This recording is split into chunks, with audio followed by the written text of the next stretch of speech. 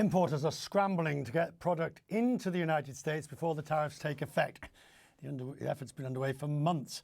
In February, imports surged almost 5% year over year, and they hit the second highest shipping volume for the month. Ryan Petersen is the CEO of Flexport, a supply chain logistics company. He's in San Francisco. So I imagine you are just bewildered and betwixt, working out, particularly, all the different new tariffs from all the different countries on all the different products.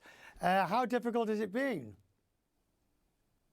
Well, it's, this is what we get paid to do. And we feel like the stakes have never been higher. It's kind of our Super Bowl. Look at me here. I'm on television to talk about it. Normally, really, no one pays that much attention to their customs broker. But yeah, we've been helping a lot of companies sort through the mess.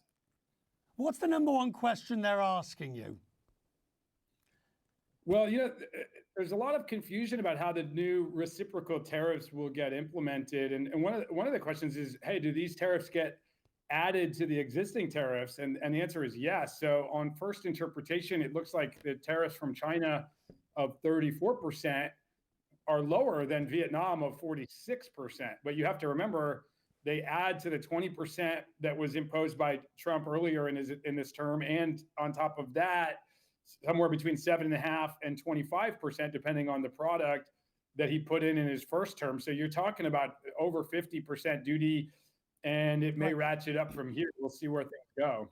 So give me without mentioning names, obviously, but give me a real live example of the sort of thing that you're dealing with at the moment.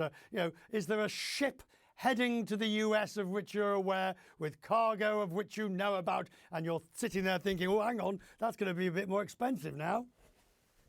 Well, actually, that's a very interesting point, because under the rules that actually, if the cargo has until tomorrow to load under the previous regime, but the ship has to depart. So there's a lot of people sitting around hoping that ship, picks up its anchor and casts off in places like Vietnam, because if it's just because it's loaded, it doesn't count, and it's kind of out of your hands at this point. You've turned your container over to the shipping company. Now you hope for the best. So there's a fair amount of that. Now that's to get at the previous rate, which might be duty free, depends on the product, and then it has until April 8th to be at just 10% rate. Again, for Vietnam example, instead of 46%. So April 8th, you got, what is that, a few days out. So there's definitely a scramble right now to try to get containers loaded in time. Our teams are going to work overtime all weekend to make it happen.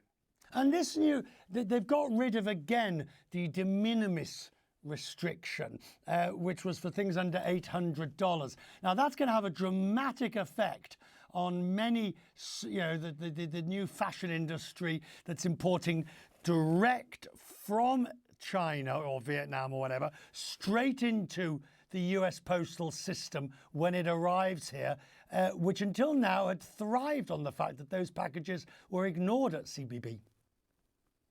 Yeah, so that's going away, and that's been well known, although they finalized the dates to say it's going to be May 2nd for Chinese goods.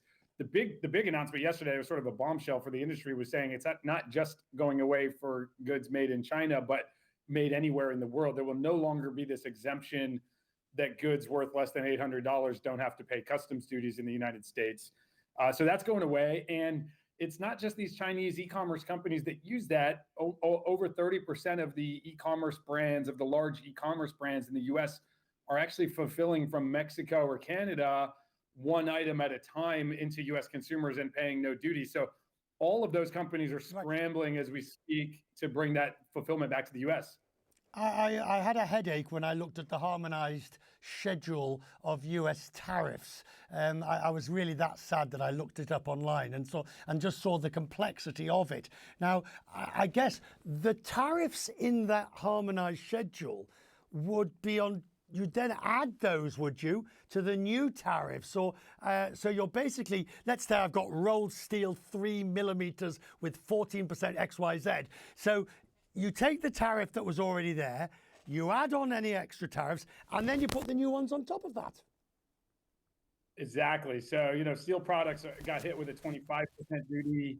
That gets added to 20% that was earlier this year. It gets added to whatever it was in a prior regime under World Trade Organization agreements. So, yeah, it's cumulative. It's getting ugly out there, and companies need help with this. So that's one of the things. Like people in our industry, it's a pain. We are working our butts off right now, but that is where we feel like we can create a lot of value for our customers, help them manage it with data.